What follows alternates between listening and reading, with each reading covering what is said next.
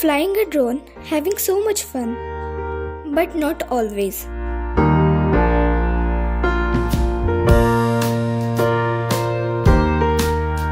Because of drone, I can show you beautiful views, and it is my lovely team member.